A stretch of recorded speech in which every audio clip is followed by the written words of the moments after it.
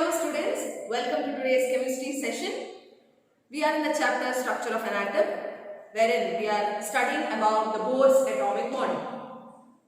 Recalling in the last class, we have studied about the Rutherford's drawbacks, and some of you have doubts regarding the Rutherford's model, wherein we say that electron, when it moves with the force of acceleration, suddenly it loses energy. Any object which moves with the force of acceleration has to lose energy at a point of time. So when it loses energy, there is no balance that electron can be there in that particular pathway, which is also called orbits by Bohr. So because of that, the electron falls into the nucleus and hence there is no atom. That's what we predict. But how did Bohr resolve that? By giving a concept of these orbits, allowed orbits. Now, allowed orbits will have a particular energy in each shell. You have studied, right, that principal quantum numbers or the energy levels. N is equal to 1, 2, 3, 4 and so on. So, each energy level will have a particular energy, got it? It has a particular value, and because of this, the electron does not lose its balance and does not fall into the nucleus. Okay, but Rutherford doesn't give the explanation of the orbits there. But Bohr gives the explanation of the allowed orbits wherein the electron can stay and be stable over there. Got it? So that was the improvement done by Bohr. So he also gives postulate. There are 4 postulates, right? Wherein he says there are allowed orbits and energy of an electron does not change with time. When does it change? Only when the electron absorbs or emits energy, then only there is change in energy. If it is just rotating in its own orbit, then there is no change in energy. Energy is stable. Got it? And the energy is also given by an expression, and also the angular momentum, which is very important.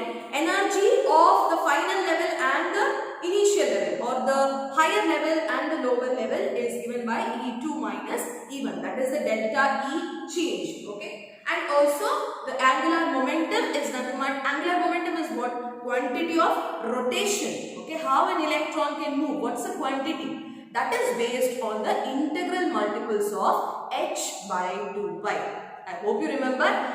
Integral multiples in the sense wherein n is equal to 1, 2, 3. That's how you substitute. So those are the main postulates of Bohr's atomic model. And he also explains this model by giving various explanations. So he says the energy levels are nothing but the principal quantum number, the main energy level. And also he gives expressions for the energy, right? Energy of each energy level and the radius of each energy level. Radius does not vary. Radius is said to be fixed. That orbit is fixed. So radius also will be fixed, or the distance from the nucleus to the outermost level is fixed. Okay, it does not change. And he gives an expression where you have A0 values in it. And then he also says that this spectrum, how do you obtain the spectrum? When an electron absorbs energy, what happens? When it comes back to its stable state, it has to emit out that energy. That emitted energy is recorded as lines or line spectrum. For hydrogen we are talking about. So these spectrum can be obtained for the species that is isoelectronic to hydrogen. What do you mean by isoelectronic? They will have the same number of electrons. So He plus, helium plus, which means that it also contains 1 electron. Lithium 2 plus, it also has 1 electron. So these spectrum which can be obtained for hydrogen is similar to these isoelectronic species. So it can be applied to these isoelectronic species too, which contain only 1 electron in the shell. Okay. So these are the various explanations. And also he says the velocity of an electron, what's the speed of an electron, it all depends on the influence of these protons. So higher the attraction, more will be the movement, right? So more is the velocity, more is the vibration and more is the velocity of the electron. So velocity of an electron increases when there is influence of nucleus to it. Got it? So this is the explanation, this is a theoretical explanation which Bohr has given, which we have done in the previous class. In today's class, let us see how does Bohr explain it in a quantitative way. Quantitative in the sense, what's the amount, or how does he explain using the numerical expressions? Got it? That was a theoretical which we studied in the last class. Today, let us just see how does he explain using the expressions or quantitative wise. Got it? So mainly, if you are talking about this energy of the energy levels, okay. So he says that the difference in the energy. What happens here? As I told you, the electron absorbs energy and moves to the higher level. So we can take that initial level and as a final level. Got it? So you have two different energy levels here. So the difference in energy, always I say difference is given by delta E. In energy, right? So it is delta E. What is it? EF minus EI. EF is nothing but the final level, final energy level, okay, and EI is the initial level. Initially, what was the energy, and finally, when it absorbs energy and jumps to a higher energy level, so what is the energy? That is given by E final. So E final minus E initial. Hope this is clear. Now, you also know that the expression for E is given by, what is it? Minus RH into 1 by n square. So this he has already told theoretically. So this would be the value, that is minus RH divided into 1 by n square. What is n over here? N is nothing but the different principal quantum numbers or the energy level. N is 1, n is 2, right? And RH is nothing but the Rydberg constant. For which atom? Hydrogen atom. That's why it is RH. Got it? So this is how you write it for energy. What's the expression for energy? This is the one. Now we can substitute this, right? Now this is totally En. What is delta E, EF minus EI? We can substitute this as final energy level and initial energy level. So if you have to substitute this in this particular equation, that is EF minus EI, you substitute it as delta E is equal to, same thing is written, now minus RH into, what about the final energy now? It has to be in the final energy level. So you write it as NF square. Okay, so this is one set for EF. Now minus EI is there. So what changes you have to do? It should be NI square, initial level. Right? So minus RH into 1 by Ni square. So final energy minus initial energy. This is how we have substituted. Now what you have to do is, here RH and RH are common, right? You can't take N here because this is final and this is initial. They are separated. So RH is common, so you take this out. And when you arrange this expression, you get it in the form of negative sign. So in order to prevent that negative sign, or in order to remove that negative sign, what we are doing is, we are taking the inverse of it, reverse of this equation. So here it was actually minus 1 by NS square minus 1 by Ni square. Okay. But in order to remove that negative sign, we take the reverse and we write it as 1 by Ni square minus 1 by Nf square. Got it? So we get the final expression wherein RH is common and you get 1 by Ni square, that is initial now, and 1 by Nf square.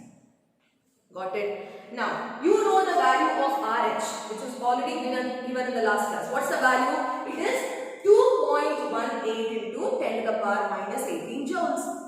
That's a constant which is given by Rydberg. So 2.18 into 10 to the power minus 18, and you have 1 by Ni square minus 1 by Nf square. Same thing. Just we have substituted the value for RH.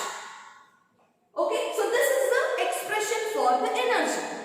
This is how he explains. So energy depends on this constant, that is Rydberg constant, and the energy levels, that is 1 by Ni square, 1 is initial, minus the 1 by Nf square, which is the final energy level.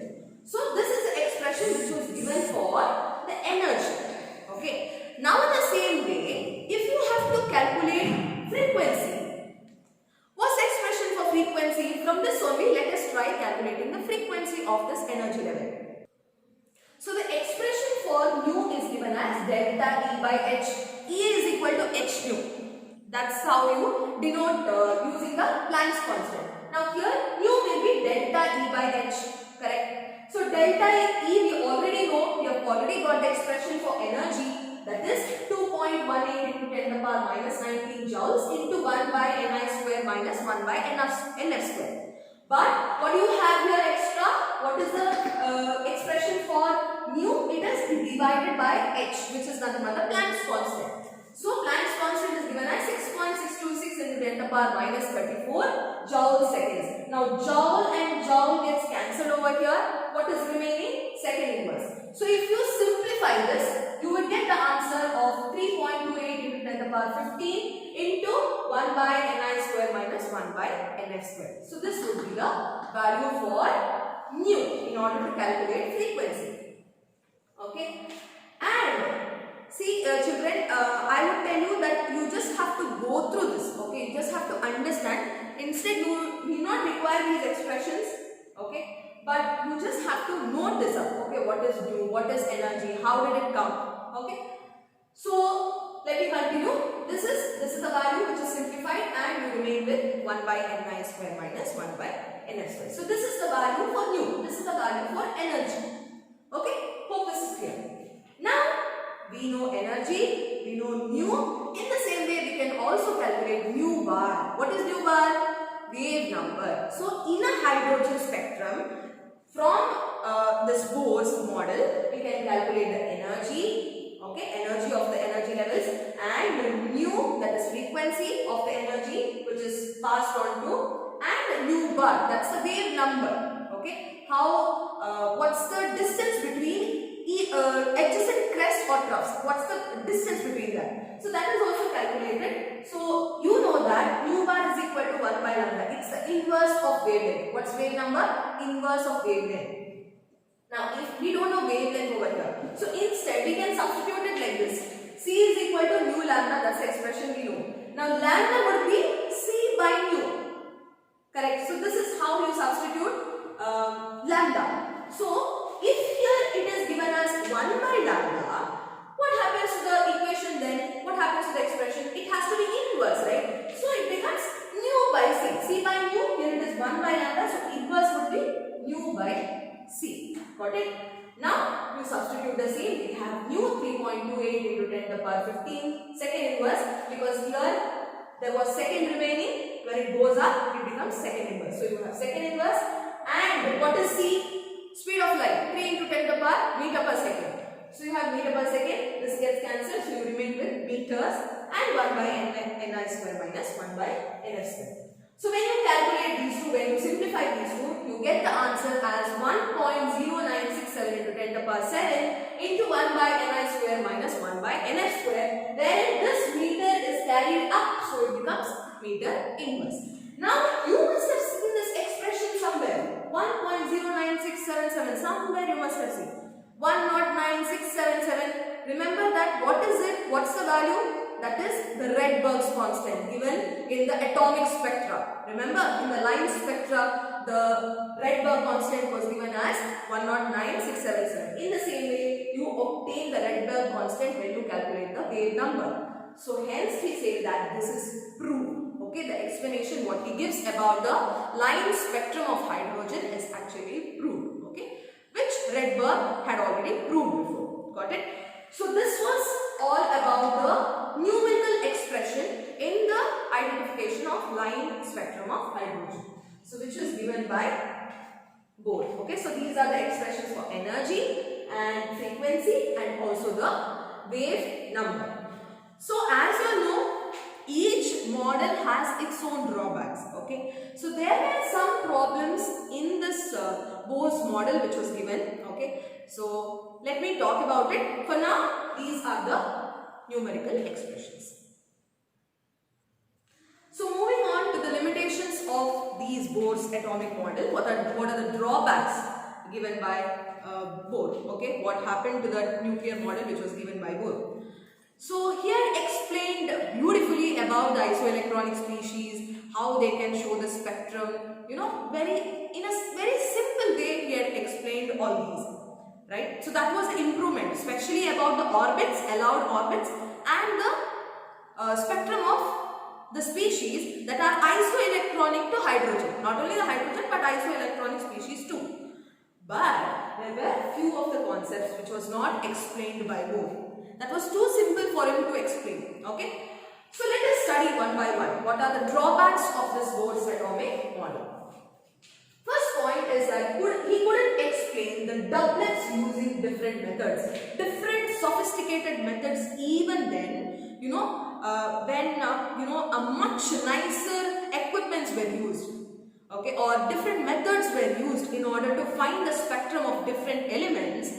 There in that line spectrum, they observed that it is not only the single lines. You saw in the Lyman series how there is one line from n is equal to 6 to n is equal to 1. You imagine there is one single line. But when they use different kind of methods, they also observe two lines there. So if it is one line, we call it as singlet. If there are two lines, then we call it as doublets. Okay. So there were doublets also which are observed in this line spectrum, which was not explained by Bohr. Got it? So using a better method, there were doublets also which were visible in the spectrum of this hydrogen and other elements, which was not explained by Bohr. Okay, so that's the first point. Next, couldn't explain the spectrum of dielectronic species. Dielectronic means what? There are two electrons. If it was more than one electron, okay, Bohr couldn't explain the spectrum of it.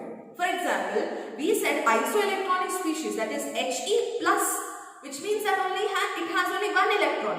But if you talk about He atom, which contains two electrons, the spectrum was not explained. It was only applicable to hydrogen or hydrogen-like species, whereas it was not applicable to dielectronic species. The species which contain more than one electrons, it was not explained. So dielectronic species like helium and all, he couldn't explain the spectrum. And third one is, he couldn't explain the splitting of lines in the presence of magnetic field. Now when that lines are being shown, if you just get this magnetic field towards it, he couldn't explain how, in what way does it split, okay, or what happens to those lines.